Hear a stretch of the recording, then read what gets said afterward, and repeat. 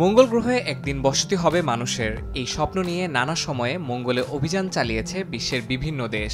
নানা সংস্থা মানব সভ্যতাকে মঙ্গলে নিয়ে যাওয়ার পরিকল্পনা করছে অনেক বছর ধরে। তবে এই প্রতিযোগিতায় এগিয়ে রয়েছে মার্কিন মহাকাশ গবেষণা সংস্থা নাসা। মঙ্গল গ্রহে মানুষ পাঠালে তারা কিভাবে জীবনযাপন করবে এসব নিয়ে গবেষণা চালিয়ে যাচ্ছে সংস্থাটি। সেই পরিকল্পনার অংশ হিসেবেই মঙ্গলের আদলে কৃত্রিম বাসস্থান তৈরি করেছে মার্কিন এই সংস্থাটি। যুক্তরাষ্ট্রের টেক্সাসে 3D মডেলে বানানো হয় কৃত্রিম বাসস্থান, যেখানে মঙ্গল গ্রহের আদলে করা হয়েছে পরিবেশ। গণমাধ্যমের সামনে তুলে ধরা হয় প্রকল্পটি।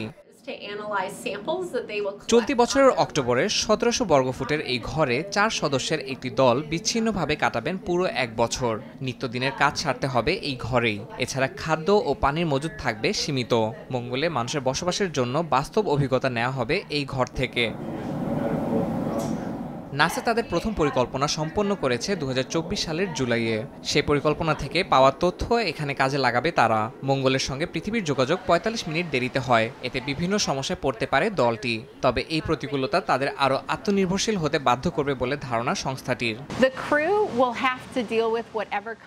যে পরিস্থিতি সামনে আসুক না কেন, ক্রুদের তা মোকাবিলা করতে হবে। সমস্যার মুখোমুখি হয়ে তাদের সমাধানের পথ খুঁজে বের করতেই হবে। তবে মঙ্গলে মাধ্যাকর্ষণ পৃথিবীর তুলনায় কম, যা এখানে অনুভব করানো সম্ভব নয়। তাই দলটিকে নিয়মিত শারীরিক অনুশীলনের মাধ্যমে পেশি ও হাড়ের সুরক্ষা বজায় রাখতে হবে। মাধ্যাকর্ষণ যখন কম থাকে তখন তা শরীরের হাড়, পেশি সবকিছুর ওপরই প্রভাব ফেলে। আর আমরা চাই তারা যতটা সম্ভব সুস্থ থাকুক।